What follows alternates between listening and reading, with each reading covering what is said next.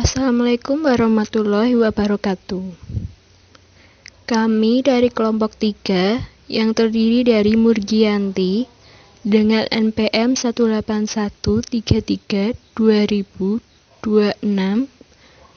Hesti Sri Eryani dengan NPM 18133-2049, dan Nova Kurnia 18133-2101 akan mempresentasikan tentang peramalan. Materi yang akan kami presentasikan akan dimulai dari materi ramalan didasarkan pada data deret berkala, kemudian teknik ramalan asosiatif, kemudian keakuratan dan pengendalian ramalan, serta memilih teknik peramalan, dan yang terakhir komputer dalam peramalan. Untuk materi yang pertama, yaitu ramalan didasarkan pada data deret berkala, akan dipresentasikan oleh Saudari Murgianti.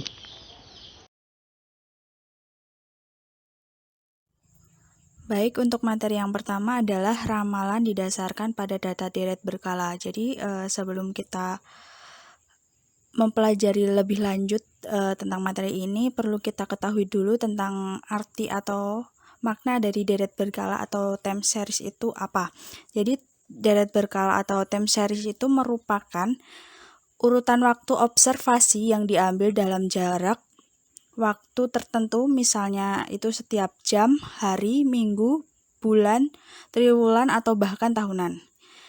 Data dari peramalan deret berkala ini dapat menjadi ukuran dari permintaan, pendapatan, laba, muatan, kecelakaan, output, pengadaan barang, produktivitas, atau indeks harga konsumen. Jadi peramalan yang berdasarkan data deret berkala ini bisa diasumsikan bahwa nilai masa depan dapat diestimasi dari nilai masa lalu. Setelah kita mengetahui apa sih arti atau makna dari deret berkala, jadi perlu kita ketahui juga bahwa analisis data deret berkala itu juga mengharuskan analisis untuk mengidentifikasi perilaku yang mendasari deret berkala. Jadi ada 5 perilaku yang dapat mendasari deret berkala. Yang pertama itu adalah tren. Tren itu merupakan pergerakan data jangka panjang ke atas atau ke bawah. Contohnya itu pergeseran populasi, perubahan pendapatan, dan perubahan budaya. Yang kedua adalah musiman. Jadi musiman itu merupakan pergerakan yang mengacu pada variasi tertentu jangka pendek atau teratur jangka pendek yang berkaitan dengan kalender atau waktu dalam hari. Jadi contohnya itu seperti restoran, toko serba ada, bioskop, mungkin bisa mengalami variasi musiman, mingguan, dan bahkan harian. Yang ketiga, siklus. Ini merupakan variasi perilaku berbentuk gelombang yang berlangsung lebih dari 1 tahun. Contohnya hal-hal yang berkaitan dengan kondisi ekonomi, politik, bahkan pertanian. Yang keempat adalah variasi tidak beraturan.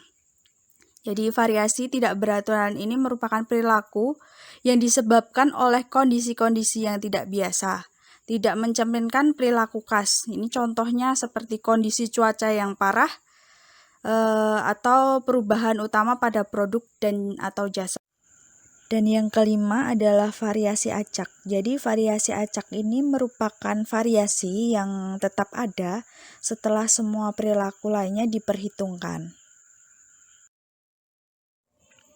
Kemudian untuk poin berikutnya ini kami akan membahas mengenai pendekatan sederhana tapi ini sering digunakan untuk peramalan, yaitu metode naive atau naive forecast.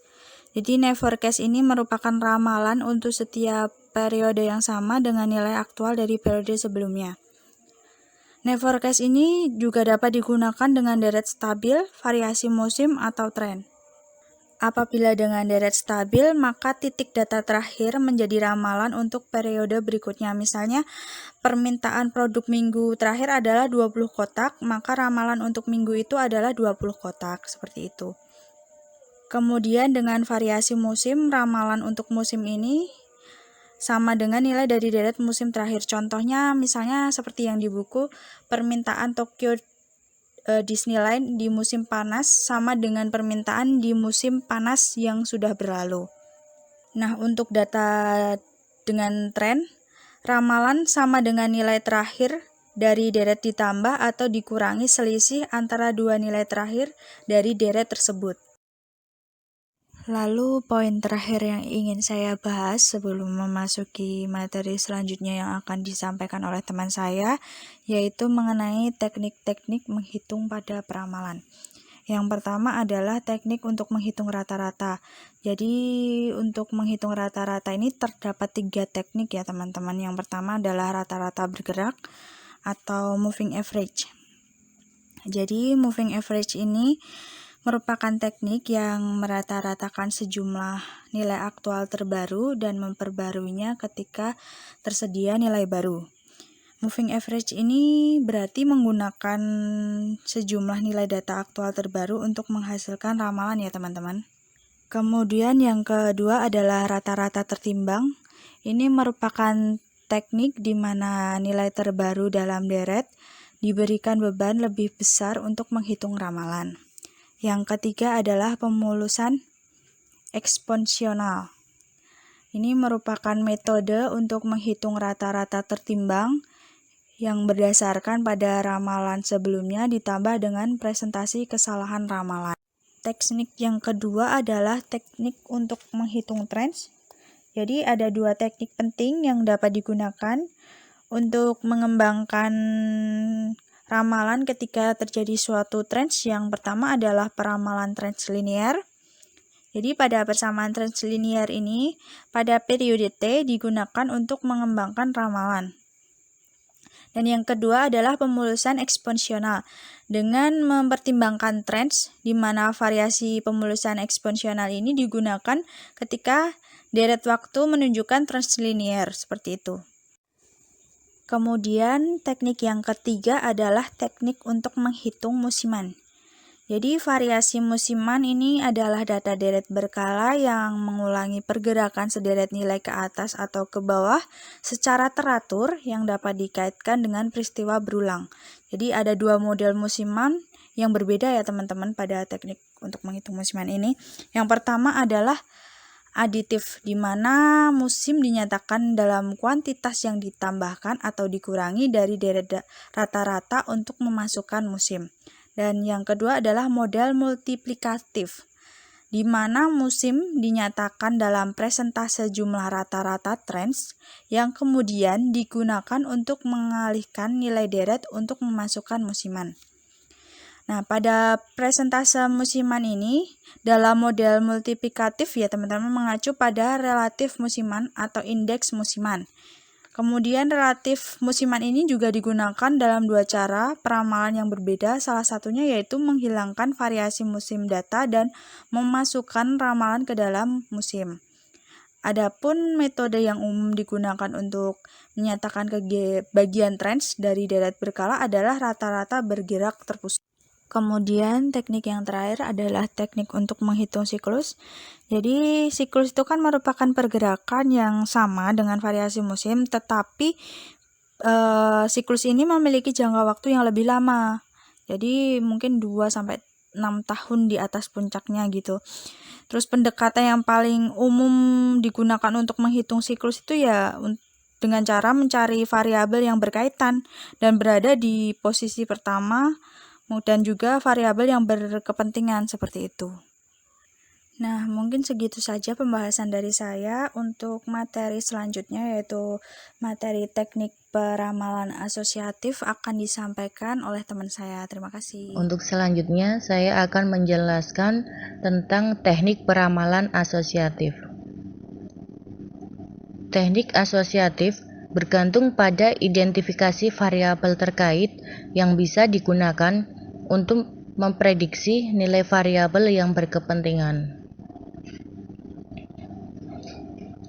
Inti dari teknik asosiatif adalah pengembangan persamaan yang merangkum pengaruh dari variabel penjelas atau prediktor variabel.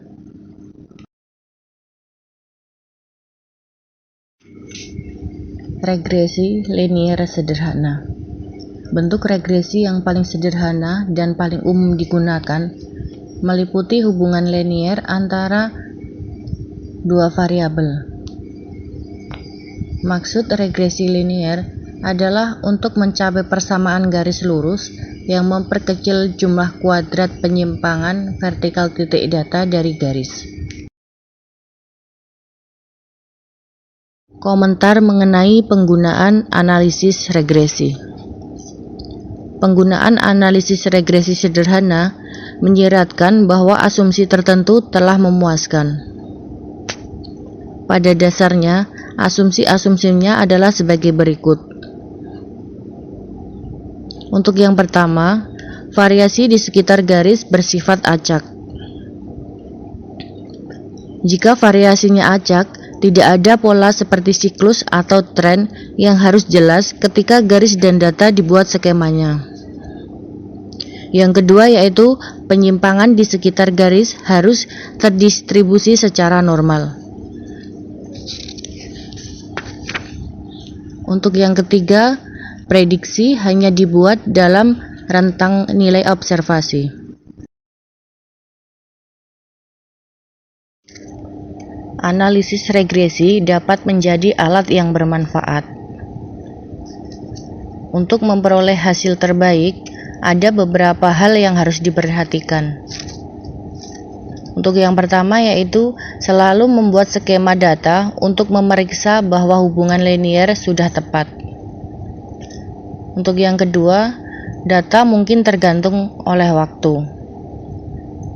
Yang ketiga, korelasi kecil dapat menyiratkan bahwa variabel lain juga penting. Kelemahan dari regresi yaitu yang pertama, regresi linier sederhana hanya diaplikasikan pada hubungan linier dengan satu variabel bebas. Yang kedua, seseorang memerlukan jumlah data yang tepat guna membangun hubungan dalam prakteknya 20 atau lebih observasi.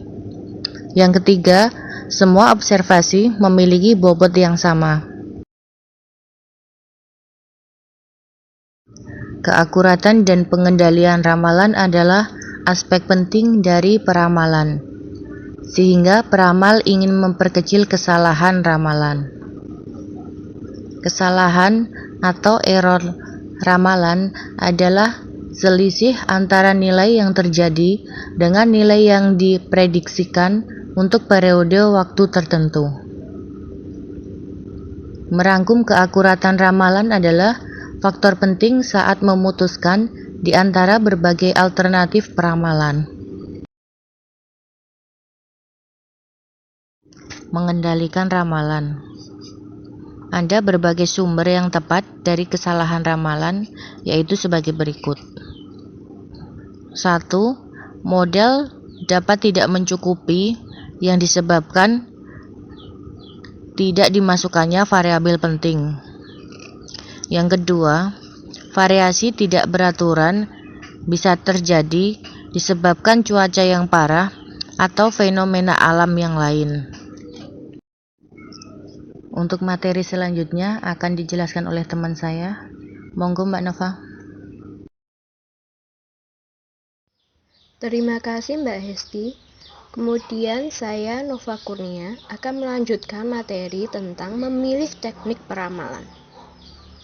Ada berbagai macam teknik peramalan dan tidak ada satupun teknik yang berfungsi paling baik dalam setiap situasi. Di saat memilih teknik peramalan, Anda sebagai seorang manajer atau analisis harus memperhatikan sejumlah faktor. Terdapat dua faktor penting yang harus Anda perhatikan, yaitu faktor biaya dan faktor keakuratan.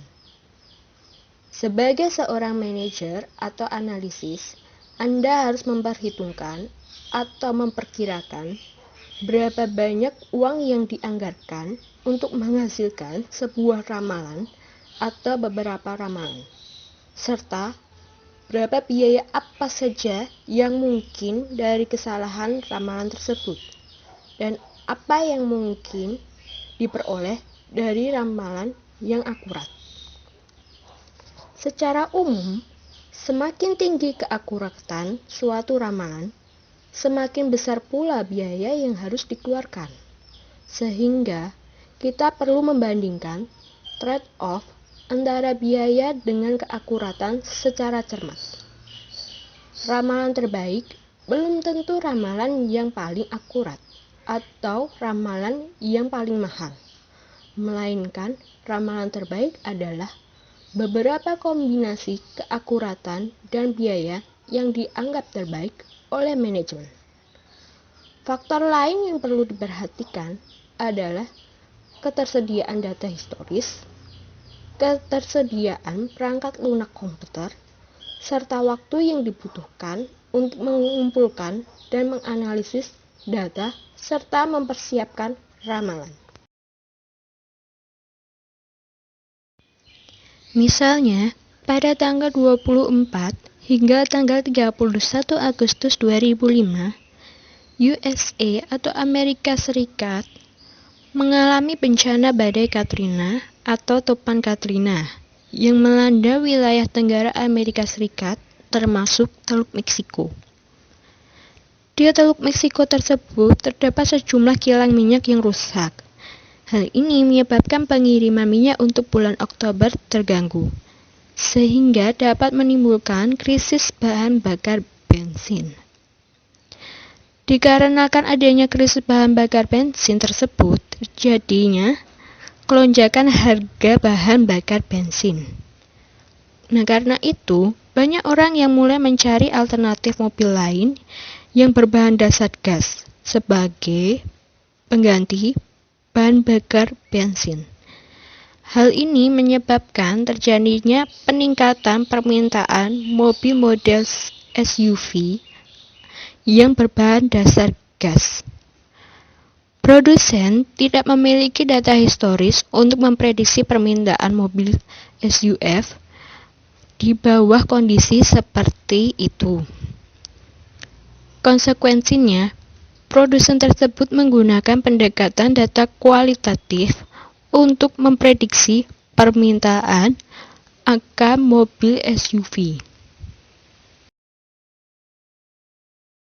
Kesimpulannya, pengetahuan tentang peramalan itu penting karena beberapa teknik lebih sesuai untuk peramalan jangka panjang, sementara teknik lain paling baik digunakan untuk ramalan jangka pendek.